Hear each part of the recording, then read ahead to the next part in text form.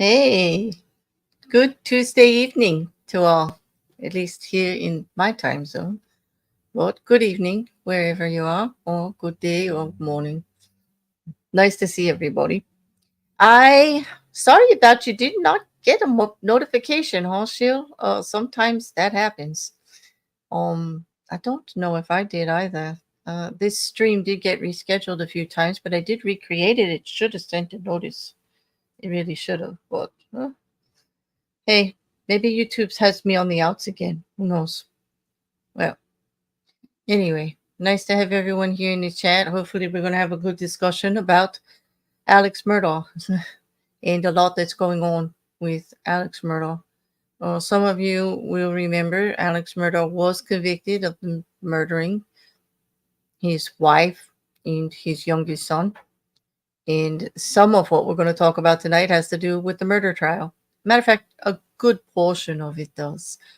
It also, some of you may be fully aware, if you followed that murder trial, that he's also had 100 charges against him, several indictments for financial crimes all over. He has federal charges and state charges against him. He had actually confessed or actually admitted to a lot of these financial crimes during the murder trial while he was on stand. There was a lot of evidence presented in the murder trial in regards to financial crimes of Alex Murdaugh. But the case was about murder, and he did get convicted of murder. But there are some things that happened, or at least according to the defense. They filed a motion for a new trial. We talked about this a week or so ago.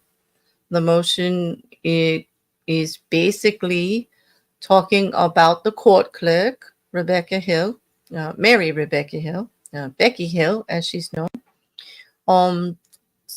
saying that she had inappropriate conversations or made statements that led to jury bias, that led the jury to make decisions or things like that, that it was interfering with the jury process. Now, some of it's true, some of it's not, based on the affidavits flying back and forth. It does seem to be a bone of contention. Those of us that watch that trial live every single day would hear Judge Newman himself ask the jury if they had anything to report to him every single day in regards to conduct or questions and things like that. It's, to me, and this is just opinion, this isn't based on any of the filings, it seems a bit of a stretch to think that these small conversations that were had anything to do with it. It also seems like a last-ditch effort, to get a new trial. And, on that note, it also seems to me kind of I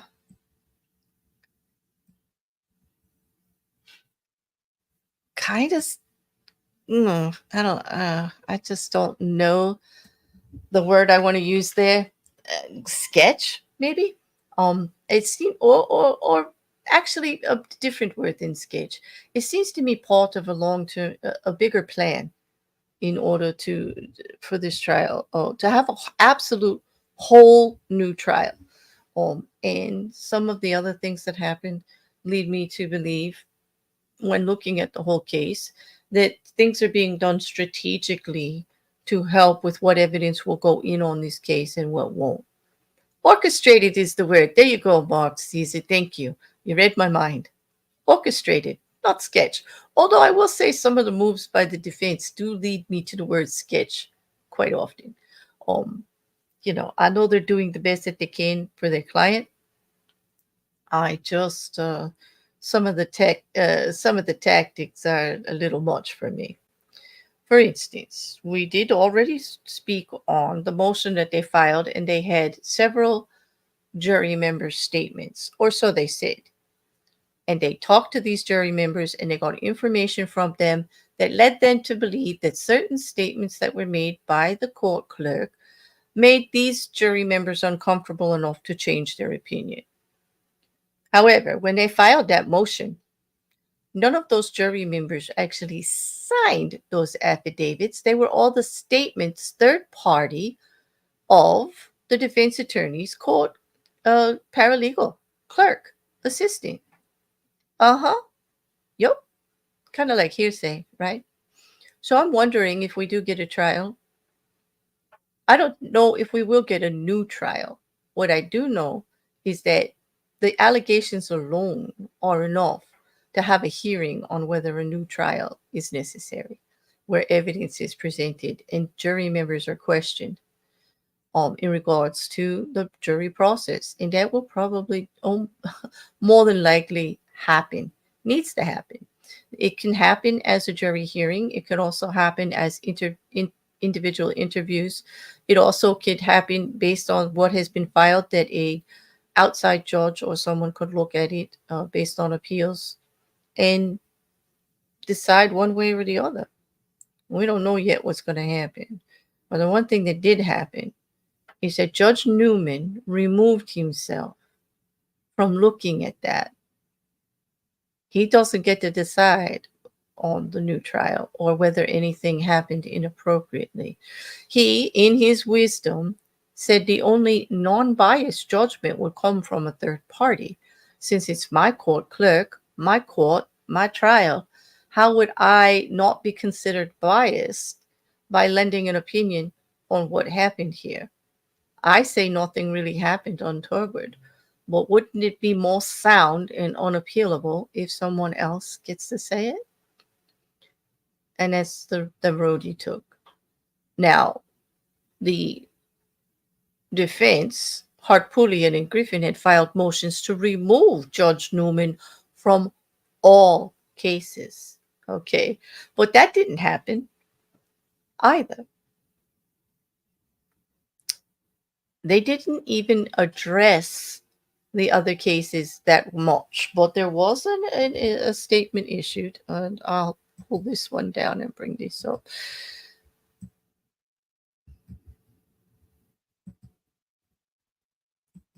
Just recently, in regards to this, I'm going to have to make this bigger so it can be read. The motion did get addressed, and I'll read it to you for the record. I doubt very much you're going to be able to see it, depending on how large your screens is. But basically, this is from the appellate court, that what they did file, the defense filed their motion there in regards to the new trial and removing Judge Newman. Well, on November 1st, petitioner Richard Alexander Murdaugh filed in his court's original jurisdiction a petition for a writ of prohibition seeking an order prohibiting the Honorable Clifton B. Newman from adjudicating petitioner's motion for a new trial that is currently pending in the Court of General Sessions in Colleton County, and from presiding over future trials of indictments against petitioner. Petitioner also filed a motion to say all trial court proceedings pending this court's ruling on his petition for a writ of prohibition on November 6, 2023. The state filed a return in opposition to that motion to stay, indicating petitioner currently faces 101 financial and narcotics charges, 13 of which are presently scheduled for trial beginning November 27, 2023 in Beaufort County. The appellate court said that motion is denied, and the trial, scheduled to begin on November 27, 2023, will go forward as planned. The writ of prohibition is denied as to future trials of indictments against petitioner. As to petitioner's pending motion for a new trial, the writ of prohibition is denied as moot because Judge Newman has requested that a new judge be assigned to handle the post-trial motions involving the murder charges. In other words, the motion that they filed for review will be handled by someone else to look at whether a new trial for the murder will take place. Well, this made sense to me, and other things have happened since. I mean, since this actual ruling, we then had Alex Murdaugh show up for a hearing in regards to the trial for November 27th, and he pled guilty to all 13 charges. Yes, he did. Now, I don't know if he intends to do that for all of them. I don't know if he's talking to the prosecution now. They do have other charges they're bringing forward to him individually. The state gets to go for each case. But he doesn't going to have a trial with Judge Newman on those particular charges at all, because he went in and pled guilty. And this is why I think there's more going on here as far as a bigger plan. Now, he had pled guilty federally in the murder charge. Okay, in the murder trial. We heard him confess to all of it. They really could have brought that into evidence, and he was going to be guilty all along. Now, he's confessed all along. Now, why isn't he pleading to all the charges everywhere? I don't know. But on this one, I'm wondering if he settles up on all these charges and pleads guilty, okay, and they get removed from the court roster, are they going to be able, if there is a new murder trial, to be able to say prior acts are not submitted because they would go against his character? And I ask you guys, wouldn't that be a big thing with the jury? Because I did see the jury doubt his character after hearing about all of that. And then when he took the stand to say he didn't do it, they didn't believe him because he was already proven to be a liar and a thief. But what if those prior acts of financial crimes are not to be admitted into the next trial? You remember that was a big deal in the first one. I don't know. When I look at it, I'm thinking that this is actually a strategy on the defense's side to get the best clean slate they can if they get a new trial. If they get a new trial, that will be up to a judge to decide if there was actually jury interference. And I do have the state's answer on that, and we're going to go over a little bit of that in a minute. But I'd like to know what you guys think about this plea deal. Does he, I don't think it's outlandish that he actually pled because, why waste all the time? I mean, he has been wasting finances of the state and himself. He has been like burning money like crazy in defense of this stuff, but there is no defense for crimes that you've already admitted to. Yeah, Mark, they did do a great job muddying his character. I mean, they pulled up his best friends, all his partners, even his family had to admit that he stole from them. So, it's just like if they don't have that piece for the murder trial, that's what I'm saying. This pleading of guilty so they could try to get all of this information eliminated from a new trial if they get a new trial. I'm still trying to. I don't see him getting a new trial. I don't see that there was such severe misconduct or that would have turned the jury.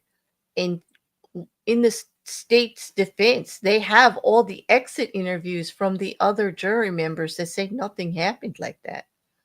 And it didn't pertain to it. Should there be a hearing because they brought forward the charge? Yeah. A judge should look at the conduct, should look at the statements that were made, should talk to the jury individually and find out, especially the three that the defense is actually using to bring forth these claims. Okay. And one of them is a gentleman who said he felt pressure because he couldn't take cigarette breaks. And yet you should look at his exit statement. He really didn't take it seriously, and most of the other smokers didn't either. It was a joking statement. They said, Rebecca Hill said, "Oh, you better hurry up, like no more smoke breaks," or something like that.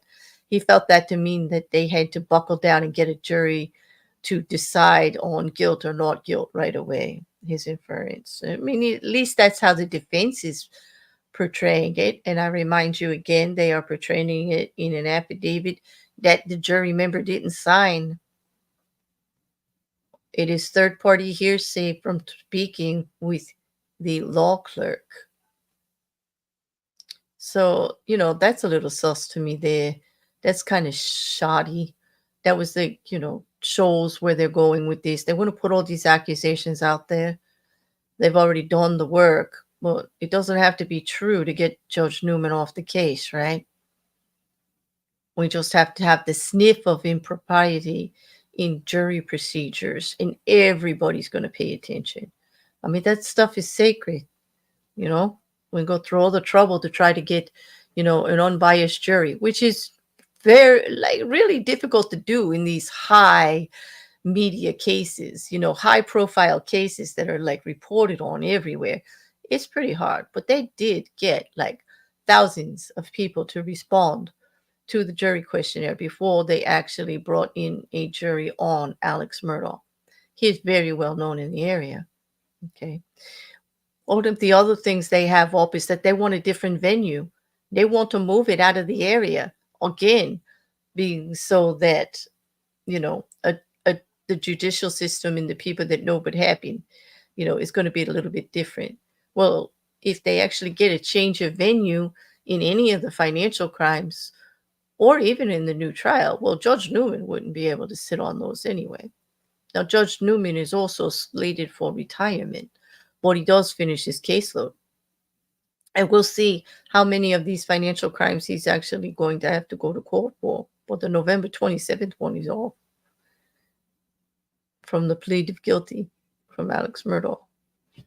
One thing I want to show you before we get into the state's documenting, because this really bothered me. One of the things that made me believe that there's more going on here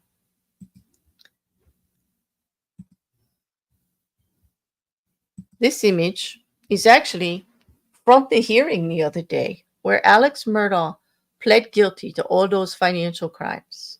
Okay. And it was accepted by the court. And look at the smiles. He's never getting out of jail on these financial crimes, but they look like they just won something. He's smiling. He's thinking this is like a really, really good thing. That's what's making me think there's more to this strategy, Yep. I mean, this kind of like unnerved me a little bit. I'm like, wow, what are you two up to? Mm-hmm.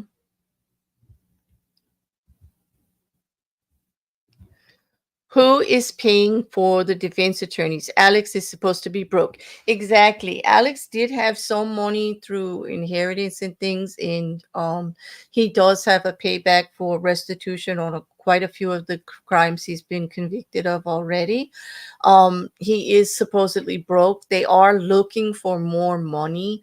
But actually, defense attorneys, there was someone who was put in charge. They have like professionals put in charge of giving away his assets to pay people in order. And they did put a little bit, he's entitled to use some of it for his defense attorneys.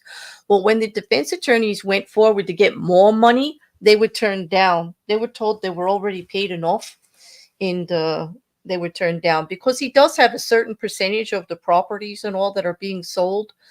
A lot of it goes to Maggie and Paul's estate, and that was used in the Mallory Beach statement or a settlement and several other settlements. Buster owns certain percentages too.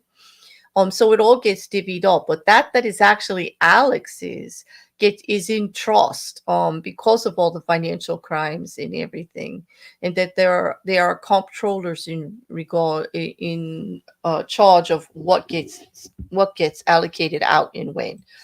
There's quite a few judgments already.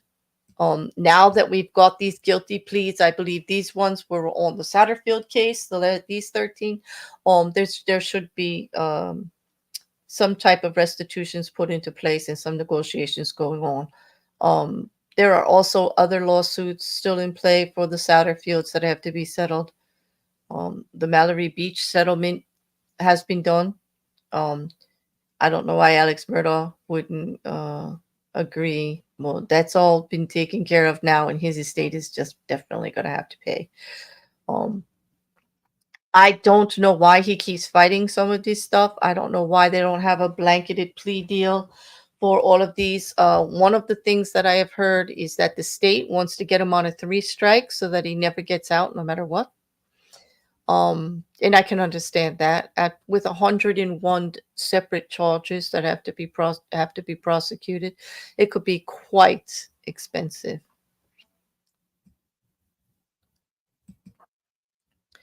If he does have a new trial, could the verdict and penalty be worse for him? But then what does he have to lose? Um,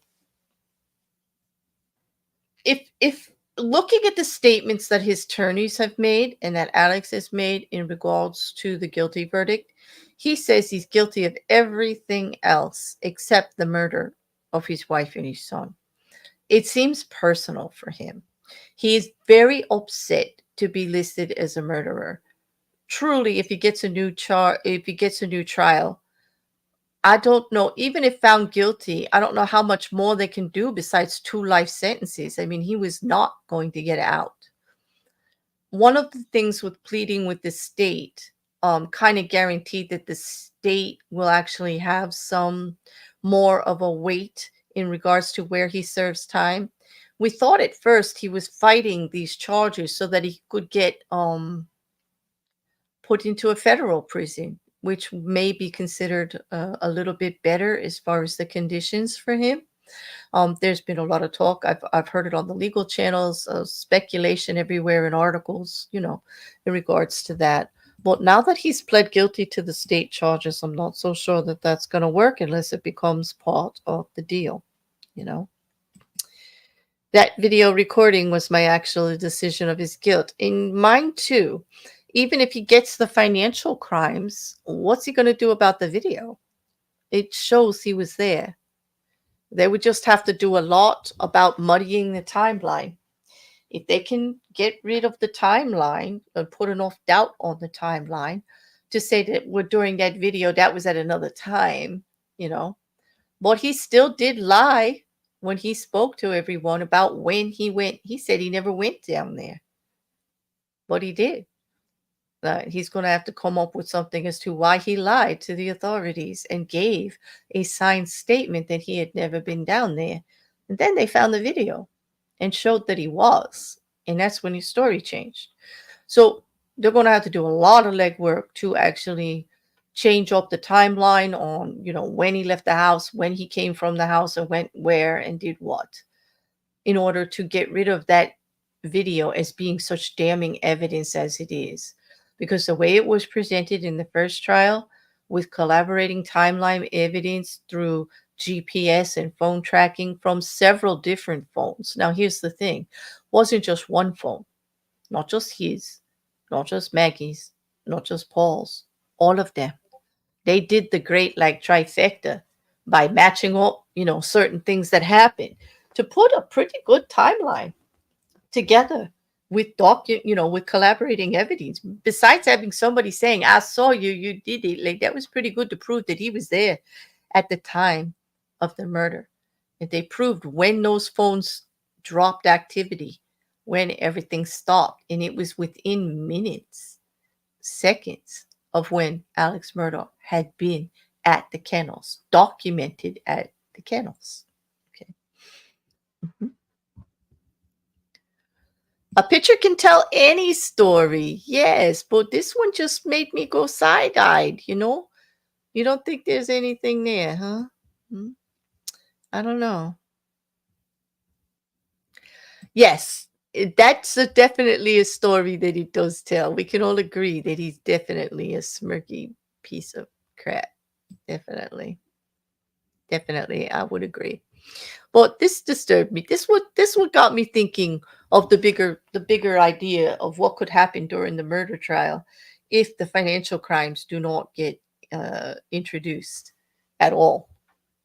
But we still do have the video as Anna mentioned. And to me that video was very damaging. Very, very damaging. Okay. What we haven't talked about is the state's response to this new trial And this is all going to be reviewed by, this will all be reviewed by another judge. There'll be either a hearing or they're just going to look at the motions and the evidence back and forth.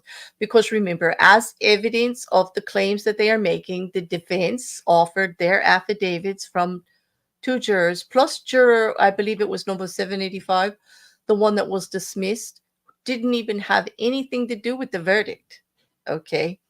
And so why that has anything to do with whether he was unfairly went through the jury process, I don't know. But actually, that does get addressed in the state's response. She's not in the jury anymore. She was asked to leave. They would not think that if it was her, remember, she left because they're mentioning her because Becky Hill was responsible for the Facebook post that kind of got her kicked off the jury being discovered. There was a man with the same name making posts about the trial, saying he was talking to his ex, blah, blah, blah. Becky Hill did bring it to Judge Newman's attention, and they're using that as, well, that was Becky Hill interfering with the jury. No, she was doing her court-appointed job. If she sees something, say something. And it was up to the court and the lawyers and all to prove it wasn't. But there was enough speculation there that it was probably a good idea for jury, to stay on, stay on the best path forward for the jury to be untainted, to have her removed, whether it was her ex or not, the way they were talking and all about it.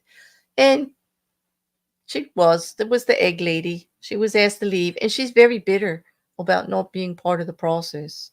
Quite bitter, actually, in some of her statements. It's been a bit much. A lot. Anyway, the state filed back, and I wanted to get to some of the statements that they're saying, that were made.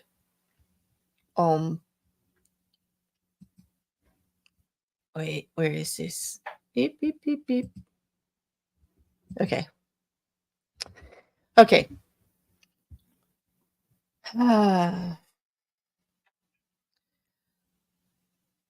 The state doesn't deny that we should look into things. They do want to preserve jury procedures as being untainted and as unbiased as possible.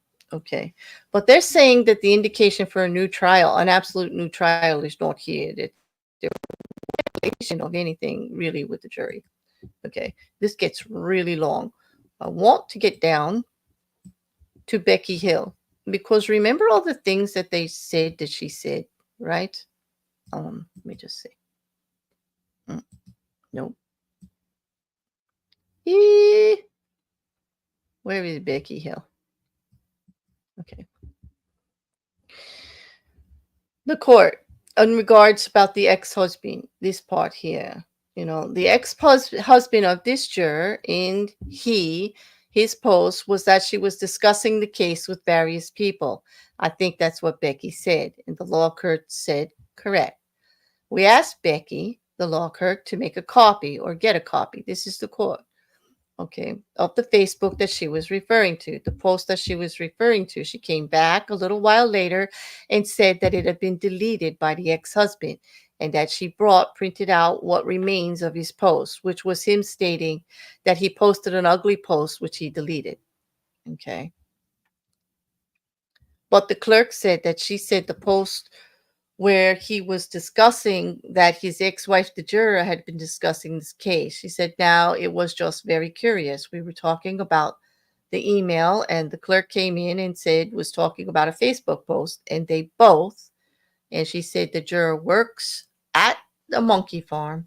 I was here trying to figure out what the juror works at a monkey farm. The juror number 75 works with that, and it is a monkey farm.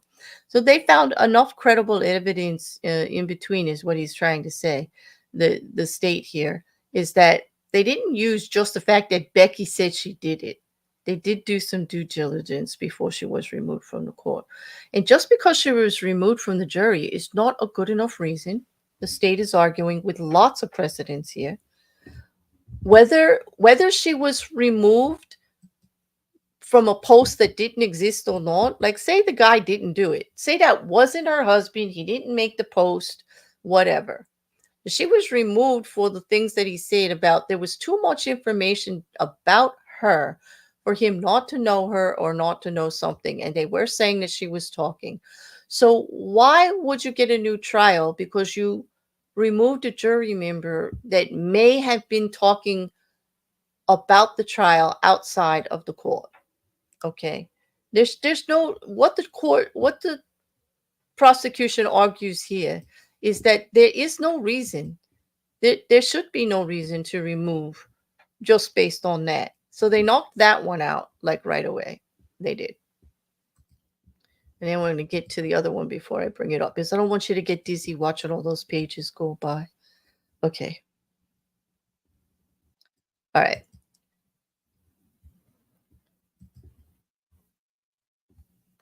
Back up with this one. The next point is Becky Hill did a signed affidavit for the prosecution, going over every one of the claims that they made. Okay. The first part is, all about her being able to, she's just going to start to answer the allegations. She says, as to the allegations contained within the affidavit of juror number 630, I did not tell the jury not to be fooled by evidence presented by Mr. Murdaugh's attorneys. I did not instruct the jury to watch him closely, and I did not instruct the jury to look at his actions. I did not instruct the jury to look at his movements. I did not say to the jury, this shouldn't take us long. When juror 826 asked to speak with me, the conversation took place in the jury room hall within earshot of a bailiff, Bill Polk. The conversation did not involve the evidence, witnesses, or substance of the trial, because this other juror member said that she had other conversations with jury members, and she's just saying, yeah, I did, but they were all in regards to things. As a matter of fact, the jury member that she talked to in the hallway is giving an affidavit to the prosecution also, and says that they were talking about schedules of child schedules and being off of school and having to make childcare arrangements and being late and things like that. Okay. As to the allegations within the affidavit of Holly Miller discussing an alleged conversation with juror number 741, I did not have a private conversation with juror 826 in a bathroom. My conversations with juror 826 did not involve the evidence, witnesses, or substance of the trial. During the trial, I did not tell members of the jury that the media would want to interview them at the end of the trial. During the trial, I did not hand out business cards of media personnel. I did not tell jurors, you all are going to hear things that will throw you all off. Don't let this distract or mislead you. That was actually said in the opening statements by Crichton Waters. This statement here that they're remembering was said repeatedly by the prosecution to the jury directly, not by Becky Hill. Is she saying not by her? As to the allegations within the affidavit of juror number 785 rather, I did not tell jurors not to be fooled by the evidence presented by Alex Murdaugh's attorneys. I did not ask juror 785 whether juror 785 was inclined to vote guilty or not. I did not tell juror 785 that SLED and Colleton County Sheriff's Office personnel went to her ex-husband's house. And I did not tell juror 785 that I would reinstate a restraining order against her ex-husband. I did not state to juror 785 the Murdaughs probably got to him. I did not ask juror 75 about her opinion regarding Mr. Murdaugh's guilt. And I did not ask juror 785, well, what makes you think he's guilty? Because in her statement, juror 785, the one who was dismissed, our egg lady, I believe, she made a lot of accusations that they had all these great conversations that Becky Hill is denying having. And she says there are witnesses that show that she didn't have them. I did not discuss the evidence presented at trial with juror 75 I did not tell juror 785 that everything that Mr. Murdaugh said had been lies. I did not tell juror 75 to forget about guns. They will never be seen again. I did not ask juror 785 about the views of the rest of the jury. And I did not tell juror 785 that if the foreperson would just go in and ask for a raise in hands, this would be over and done with. I did not inform juror 785 that everyone needs to be on the same page. And I did not fabricate, nor did I create any Facebook posts related to juror 785. As to the allegations within affidavits of Holly Miller discussing an alleged conversation with juror 326, I did not tell jurors they were prohibited from taking a smoke break during deliberations. She didn't. Okay. Now, it is a shame that she has to actually go and counter all of this, you know. Yep, He knows he'll get convicted again. He just wants to cast doubt in the mind of the public on the figure. Try again, we aren't buying it. Exactly. Narcissistic people never believe they're wrong. I'm wondering what's going on with this juror 785. She did tell quite a story to the defense. She was, granted, the one who was dismissed from the trial of the century, the biggest thing that's happened in her hometown in a long time. She was part of it, and then she wasn't. I find it very hard to believe that there aren't some sour grapes there, especially when a lot of the interview comments that she has made pertain to her lack of ability to be able to sell her story because Becky Hill already did. I think she feels put out. I think she's looking for her 15 minutes. I think she's being held to task for a fantastical story that she told, but they're going to have to prove it. Even if the judge, a third-party judge, actually comes in and actually polls all the witnesses, they're going to have to prove. What proof does 785 have of these conversations? Becky Hill is offering proof by saying, I didn't say it. Conversations I have had, as she said to the state, are had in open areas. There are no private areas. There's a jury room, which means if they had the conversations, other jury members would see them. There's also the hallways where the bailiff and everybody is. There's the time that they are in the jury room and they ask questions. She says she has talked to jury members, and it's always been about what she's supposed to. Now, could offhanded comments have been made? Probably. Should they have been? No, because things like this can happen, you know. And even though she wasn't influencing the jury, if she made an offhand mark like, come on, everybody, we want to finish this up, dinner's in an hour, well, depending on how you look at that, it could be innocent or not. Somebody could say, oh, she put pressure on me. I was so damn hungry. Like, and then I'm thinking I'm not going to get my dinner if I don't come to a decision. Or I'm not going to get out of here in time for dinner. You know, but I don't really think that's untoward pressure. I really don't think that was meddling with the jury. I think that could be a comment that could be taken in either way, actually. And I'm waiting patiently to see what a third-party judge will have to say about all of this. Because like Liam said, the actual jury statements are very, very interesting. And that's the next part of this filing motion by the state. Now, a lot of it gets blacked out. Okay, well, I'm only going to read a couple of them, and then I'm going to give you guys the link so that you can see some of it like for yourself. First of all, the handwriting is atrocious. Like I'll let you know that. Like it gets a bit much. But this is from one of the this is juror number 193. First statement. I know I was not coerced to give my verdict. I came to the decision at my own free will. No, I didn't feel anything was said to influence my decision making. I did not witness any private conversations pertaining to the trial and was not approached by anyone. I did not witness any jurors speak privately about the trial. I did not feel pressured to come to a quick verdict or that I was required to reach a verdict in a critical time frame. I have not spoken to the defense team. To my knowledge, no juror attempted to begin deliberations early. This is an answer of all of these accusations that have been made. It's kind of trying. This is juror 254. This was my first time as a juror, and I found that this experience was very rewarding as in civic duty. During the time, we as the jury were treated with respect and received anything that we requested.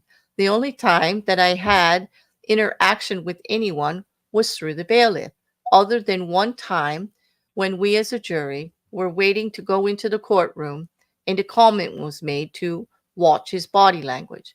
At that time, I didn't take it any way other than to watch his body language. That comment didn't persuade me of the decision that I ultimately made during the deliberations. Now, this juror is actually saying that that comment was made in an open hallway waiting to go into the trial room. But we don't know who said it. He's not saying who said it. It was more that it could have been Becky Hill.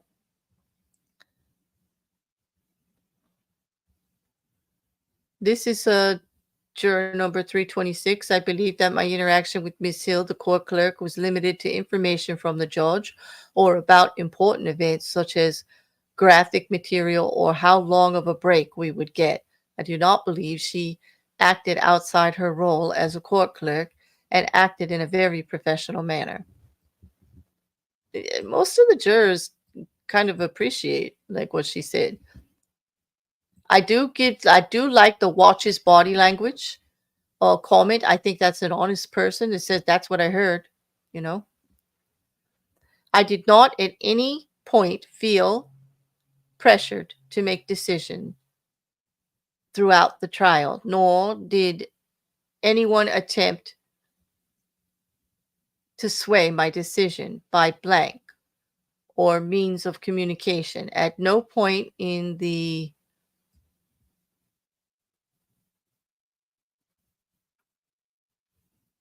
no point in time throughout the trial did anyone attempt to have a one-on-one conversation with me for any purpose regarding the trial. To the best of my knowledge, there was no court official or employee that questioned myself or other jurors regarding the trial or its outcome. To this date, I have not been contacted by the defense regarding the allegations of other topics. Throughout the trial, I did not observe anything that I perceived to be unethical by any court employee. I mean, they're very, very interesting. There's more of them. You see, they only have unsigned affidavits from third parties. And these are actually signed by the jurors in actual interviews done by SLED officials, South Carolina's legal officers actually giving the interviews and having them, write down their opinion of it, like as a third party as to what was going on. Now, some people say, well, because SLED is like on the prosecution side, that they shouldn't, but investigations should be done by investigators, okay? And not private people hired by the defense or anybody else. I mean, this is actual standard procedure. If you have to ask questions, they need to go right to the juror members. So they did, the same way that the defense says they wait and talk to the jury. While on the jury, Miss Hill never made me feel as though she was trying to sway me either way, innocent or guilty. Miss Hill spoke to us as a group in regards to what type of things we would like for snacks, breakfast, and lunch. Miss Hill mentioned if we were sequestered, that we would be staying at a hotel and we would be given time to gather our things to stay at the hotel. She also stated that an agent or officer would be with us the entire time. I felt she stated this to us as trying to keep us informed of what may or could happen. I was never made to feel pressured to say or do anything to anyone, with court employees or co-jurors. I never witnessed any jurors going into a room alone with Miss Hill. That's an important one there too, because no one is actually saying that they actually saw her in a conversation with anyone except for in the hallway. The bailiff has said that there were like comments made, you know, in the hallway and stuff like that, you know.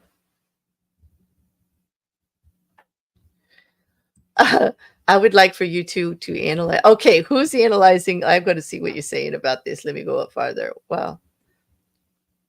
With that handwriting, I'm guessing it's a doctor. You know, quite a few of them look like doctors there. Yeah. Doctors don't have very good handwriting. The fact the jury was out for such a short period of time leans hard that no one was pressured to change their verdict. Exactly. We only pressure people if there was a problem, you know. Watch his body language can be read both ways, for or against the witness. Absolutely.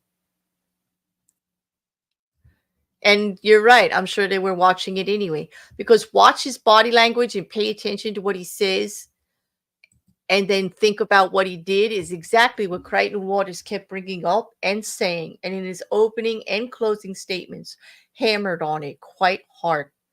Okay. Watch him. Watch his body language. Yes, he did.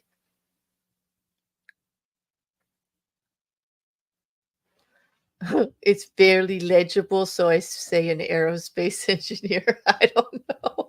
Now I see why you want like I would be afraid to have my handwriting analyzed actually.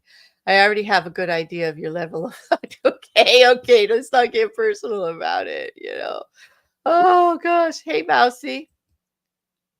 Okay, I don't even know if I want to have everybody's handwriting. Like that's kind of like pseudoscience too, isn't it? Like handwriting. Although it is used quite successfully to find out who wrote the letter or whatever, but you actually need comparative handwriting of like what you're trying to compare it to. But actually judging people's personalities by their handwritings and stuff like that, I'm not so sure about that stuff. Like I think you can analyze handwriting to see if somebody wrote something based on another document that they write. I think that's possible. But hey, trying to say like whether I'm a borderline psychotic based on my handwriting, like I don't know, or anyone. But I digress. Anyway, in the video, I will be providing the link here for this one. Actually, I can prepare that now while I'm talking. Um, I'd like to know if you guys have any other questions, like what you guys are actually thinking about this. Like now with the Judge Newman is not going to be part of whether or not a decision-making process on whether or not there's a new trial. So he's out on that. Someone gets to look at it because he was the judge on that trial. And I actually agree with that decision that he made. I think legally and knowing how he is about the process, that was the best thing. I think he's confident that nothing untoward happened, but he knows it's going to come out so strong if a third party says that instead of him, because like the defense is expecting him to say there's nothing here, and then they're going to call bias. They're going to go, of course you think there's nothing there. It's your clerk. It's your court. You don't want to admit to anything. But I don't think Judge Newman's like that. Judge Newman is more like he's protecting the jury process. He wants to keep it untainted from these types of allegations by showing that yes, this is a protocol that we will follow. We will have somebody else come in here and look at this and make sure that nothing happened. And if you deserve a new trial, you deserve a new trial. But something really had to happen for him to get it along these lines. Okay. He's not going to get it based on Judge Newman being biased. That's a fail. He's not going to get it if they cannot prove that the jury was tampered with. The jury gave statements every day to Judge Newman. They had questionnaires every single day that they answered. He made himself available. He's pretty. Remember, he picked the jury foreman. He actually gave them good instructions. He asked them every day just about if they had anything to bring to him, you know. And I just think that this one in particular is going to be difficult. It's going to be difficult for them to prove that they were tampered with. I'm creating the link for this because I think some of you are going to want to read the rest of what was actually documented by the jurors. There's a lot more there, but it pretty much is all the same. No one really said anything damaging in regards to Becky Hill. Nobody's pointing a finger at her. Um, it's becoming a little bit difficult to actually prove. This was good pushback from the attorneys. I also, those of you that like to read the legal part, the way the state wrote their answers to the actual allegations is very informative. It tells you what they're addressing and what precedent they're using to push back on it. And so those of you that like to learn a little bit more about why they do what they do, the way that this particular this answer to the motion was laid out, it's very good for learning some of the ins and outs of that. I just would like to say that. I do like when you are answering, when any attorney is answering a motion and actually quotes the motion that they are answering and what they're answering about it. It gets so much easier for the flow for someone like me who's not legal or anyone else. I just think it's just a better way to like get caught up on exactly what they're addressing. It just makes it very succinct. It makes it like very streamlined. Well, there's the link to my Google Doc for that. It's a PDF file, that motion. And I do believe that a third party judge, whoever the new judge will be who looks at this, will be able to take the defense's motion and this motion, put it together, and probably have enough evidence there without having to interview hold a hearing where they're going to bring the jury in and put them up there. And this was one of the reasons the defense wanted to get Judge Newman recused, because they said, well, they could call him as a witness if they did have a hearing in regards to getting a new trial. They would be able to put him up on the stand.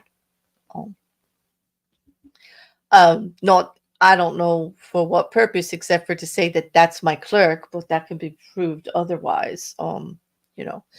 It's not like the clerk had a lot to do with how he did his case or anything like that. But I really did like Judge Newman. I do. I like him a lot. I really do. And I found him to be personable, but also with great integrity. I know the personal stories too, and they also add to his credibility that he had a son who died like right before the trial, but he soldiered through. He didn't delay things for personal interest. I loved his stretching. He knows when things took a really long time. He held the prosecution to task for repeating things over and over a few times. He didn't let the financial stuff in just because. He actually reviewed it all first. He made them present everything and went over each part as to why it would be relevant. That's what they call like in camera presentation, to make sure if the evidence can come in. And then he made his decision on whether he would allow it to come in or not. And although that delayed the trial and added more days, and for some of us who watched that trial, who sat there day after day and listened to Alex stole everything. I mean, by the end, we were like, what? Where's the pen? Alex stole it. Because so many people were testifying to how much Alex had stole from them. Friends, partners, family, oh, repeatedly. And how, banking officials, all kinds of stuff. It was a lot, and it wasn't about the murder. And then we got back to the murder after that. But that did take a big hit to Alex Murdaugh's credibility.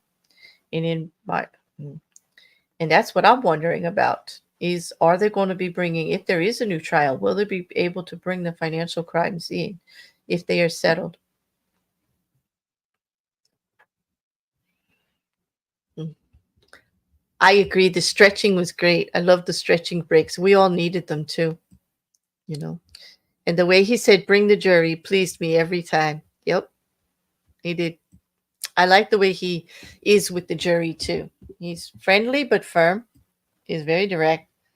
The jury got to sit in the back room for a few days there. Yeah, they did because they, but they were there every day.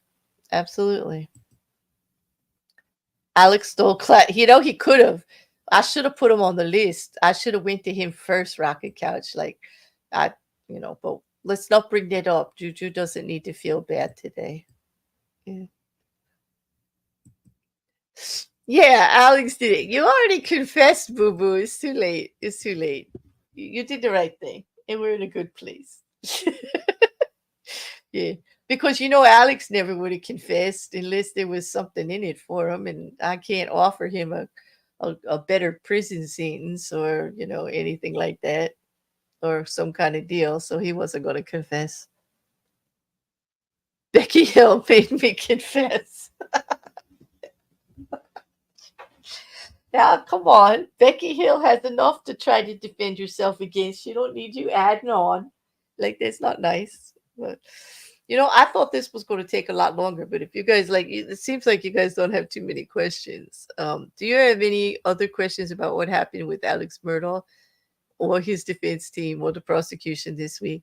From what I understand, the prosecution is still going to go forward with some of the other charges. I haven't heard anything else or seen anything written yet about them plans to settle and let him plead all the rest of it. For us, doesn't it make sense that they do? It would save South Carolina a lot of money.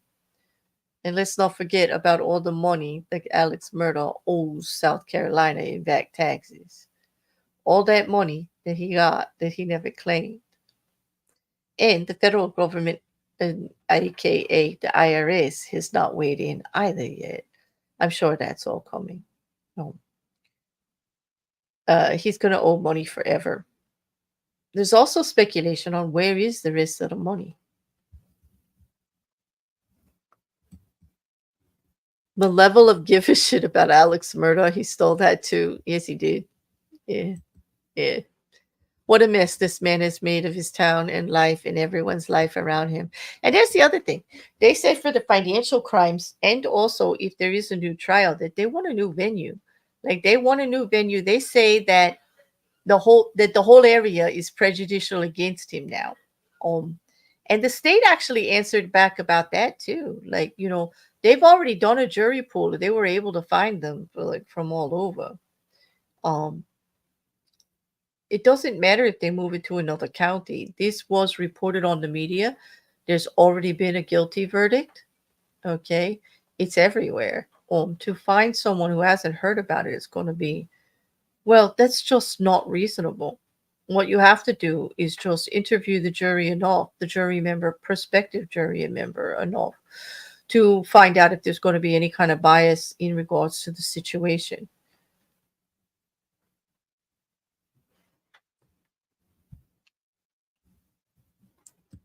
There is a lot of entitlement to go around there. Listen, it was going on for a really long time. Alex Murdaugh stole from everyone for more than 20 years as he worked in the system, not only as an attorney, but as a prosecutor. He was he knew judges, police officers, investigators. He had his private practice, his partners, lots of stuff. We're going to talk a little bit more about that tomorrow when we talk a little bit. If my voice holds up, I'll be back tomorrow. I did cancel yesterday because it was out, and I can hear it now going out. But I will be back tomorrow if it holds up to talk about Stephen Smith and Chad Daybell. A couple of other interesting things in regards to the Kohlberg camera situation. But I do agree with Liam in regards to that county being quite corrupt in regards to the network of old boys of entitlement that have just like decided who gets charged and who doesn't. And apparently none of their friends get charged, but anybody who doesn't have the money or isn't doing a favor for them seem to. And that's a popular opinion. I'm just saying that in the way they are saying it from that town. The family was respected as far as his grandfather and judicially. Judge Newman had the portraits removed of family members from the court, and he did abolish Alex Murdaugh and kind of made reference to him as being a disgrace to his family and tarnishing their name in the good works that they had done. He didn't pull any punches about that at all. And that was one of the things the defense brought up as to having Judge Newman, removed from any retrial that happens, or even on the financial cases, saying that he had made statements about his opinion in other places. And he did. He did go to an alma mater dinner, and he did talk about what he said in his order, which is public knowledge. So like that order's out there. That verdict is out there. That verdict statement is out there, word for word, and he didn't go past it. So I don't know what they really thought they were going to prove there. It's public. It's a his opinion of it is public, totally. So it's not like he's trying to taint the jury pool. It's hard to believe the media sometimes now. It really is. And he got willing accomplices who didn't mind skimming from exactly. And some of those accomplices are going to jail, and they're still manipulating. It's incredible. It's like so incredible, these people. Does the jury pool not have to come from the county? You know what?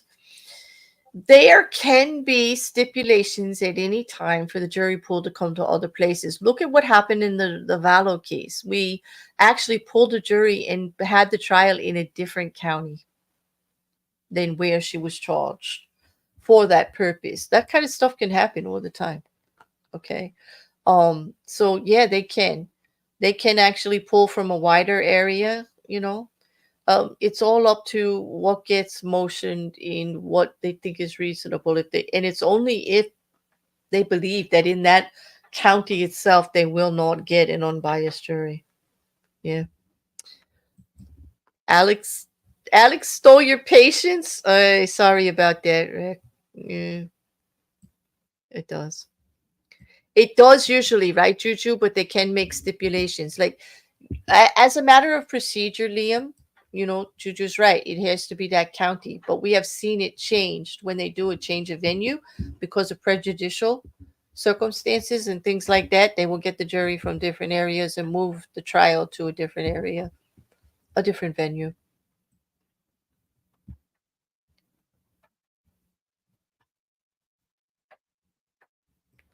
Most of the people you interact with don't watch any type of this coverage. You mean like the court coverage and stuff? Yeah. Judge Newman summed it up correctly in the sentencings for another man that he said, no one in this state can confidently hire a lawyer anymore. Yes. Yes. I remember. Yes. That was the one that begins with a G. I got to remember who that is, but yeah, he was the partner that helped hide the Satterfield money. Actually, he's just been found guilty, and then he got upset. He had all these people come in and say what a wonderful person he is, and then when Judge Newman gave him a really long sentence anyway, like then he was all like, "I'm so sorry for what I did in the court." He, I think it was Gordy, yeah. He was, "Oh, I'm so sorry for what I did. I really shouldn't have did it. It was a matter of weakness. I know right from wrong. I'll do better, blah, blah, blah." Then he gets his sentence and he leaves the court, right? And he starts slamming everybody. I know it's because I got like upset with him that I can't remember his name. I'm going to though, Juju. I'm going to toss it out for the next one for sure. Yeah. But it wasn't the bank. It wasn't the man who was in charge of Bank of America loans. No, not him. That's Lafayette. It was the other one with a G, um, who was a friend of his in a partner, and they did lawsuits back and forth for people who are injured, injury lawsuits and things. And well, you know what, guys? I think that's about going to wrap it up on this one. Like an hour and 15 if you don't have any more questions. But I hope you do. Those of you that do like the legal end of it, take a moment to read all those juror statements. I know I did provide the link for the motion of the defense and the statements that the other jurors had made that weren't signed. It was like a third party affidavit with Hollis, who is the clerk, their law clerk, which I found quite interesting. Um, I wonder if they'll get questioned. I wonder what goes through the mind of a narcissist to know he's done these things yet can justify them in his mind and actually think he is the victim. Exactly. Like, oh my gosh, like you're ruining my reputation. Why this man is spending the state's money and going it like it's almost like vendetta for having the nerve to charge him with the murder. Um, I just don't I just don't know. Like with all of this money that they're going through, like the prosecution too. I wish they would like lump some of it up together, save some money for the state. Like I don't know if these guilty pleas will count towards three strike. I'm hoping they got the one. But I did see a statement from AG Wilson actually who was asked directly, I thought that you were going for prosecution for the three strike. He said, don't worry about it. We've got plenty of other trials to go through. So I'm not so sure the plea arrangement actually would count as a strike, just being guilty of something, you know. Mm. I think you summed up what is going through his mind, Mark. He is a victim, so that is why he had to do these things. Exactly. Like nothing's going his way, but he had a charmed life. He didn't have to do any of this. He made plenty of money. He didn't have to steal anybody else's. Um, he wielded influence like crazy. He just wanted to be a big guy, the big cheese. I didn't know you were Mouse. Like, but okay. I still, you know what, Anna? I miss Bubba. Like, yep. I still wonder what the dog knows. I think the dog knew everything. Yeah. Yep. I think that dog should feel relief. He's in a new home. Yep. That dog didn't want to be, even after the murders, was not with Alex Murdaugh. That tells me everything. I know. That's speculation. We really shouldn't do that. But I had my feelings about it. I did.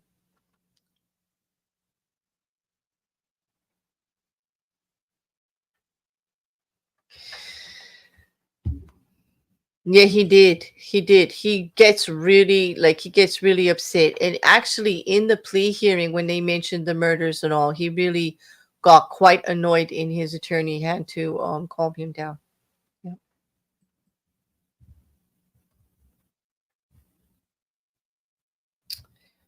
That shows a raw nerve for the very fact that it happened. Exactly. And you're right, Mark. The dog is never going to tell. Bubba is not a rat. He's never going to say anything, you know?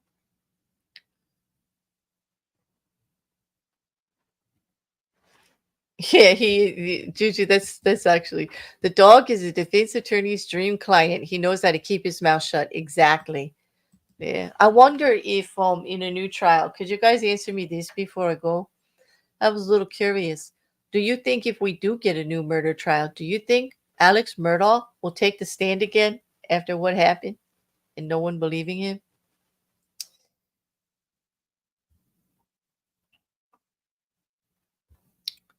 I wonder. You see, most of the jury said it was Alex Murdaugh's demeanor and all, like they just didn't believe him, you know. So I'm wondering if he'll bother.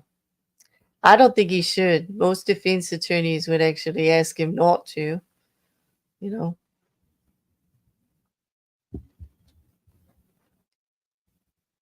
I don't think he will.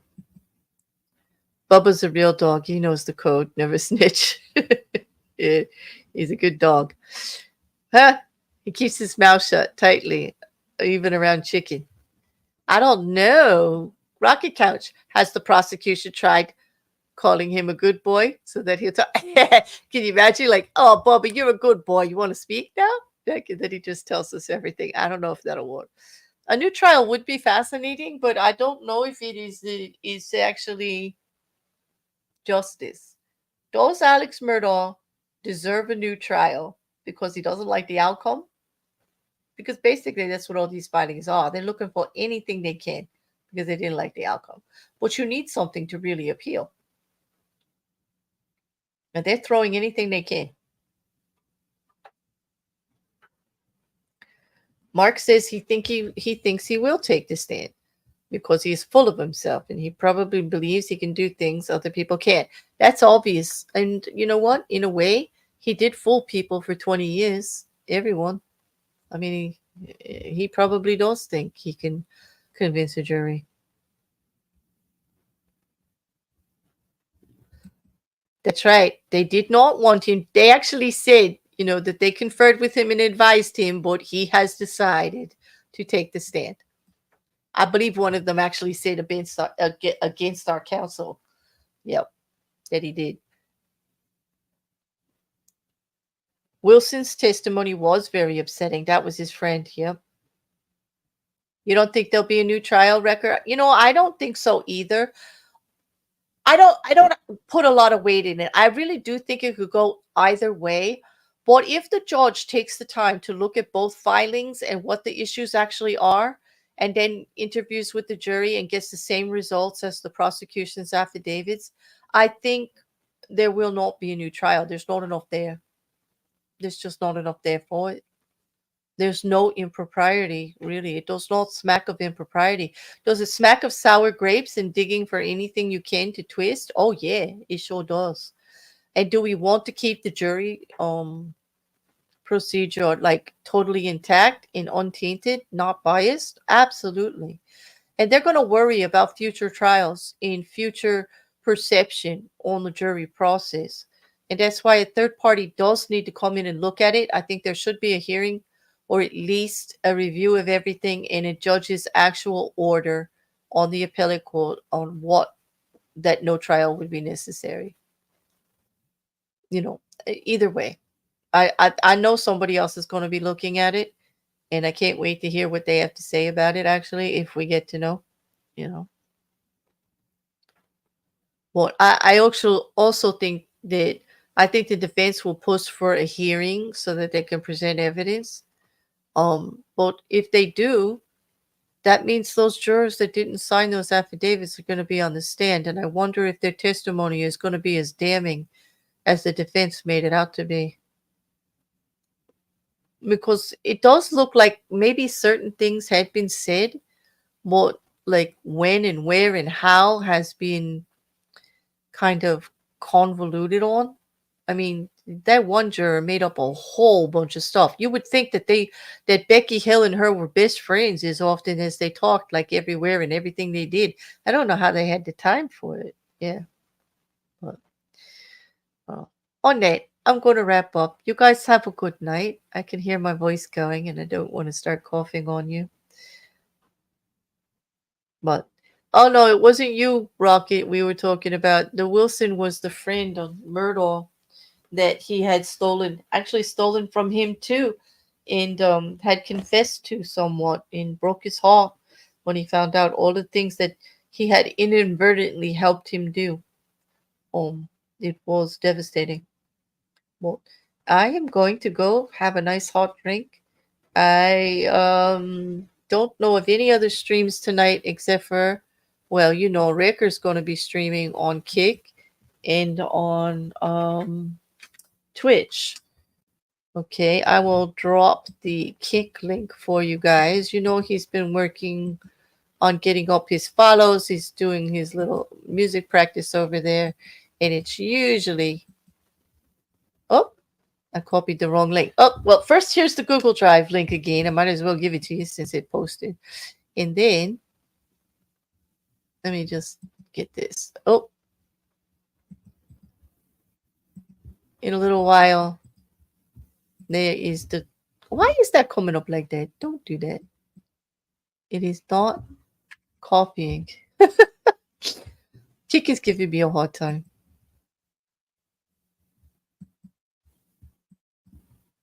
It's just not working. All right, here we go. Let's try one more time. Oh, thank you, Mark. Such a flattering thing to say. I'll try. I'll try to keep my voice up too. I don't know. But if the voice holds up, I'll be back tonight. I'll be back not tonight, tomorrow. Okay. And yeah, unfortunately, record will not be streaming on YouTube that I know of. I mean, yeah, of course, he's might change his mind. I don't know. Right now, it's on Kick and Twitch. And for those of you that are in the library, when he goes live, a little thing comes up and you can go right to the stream. Yep. That trial was very thorough, you know, the murder trial was very long. But I can tell you this.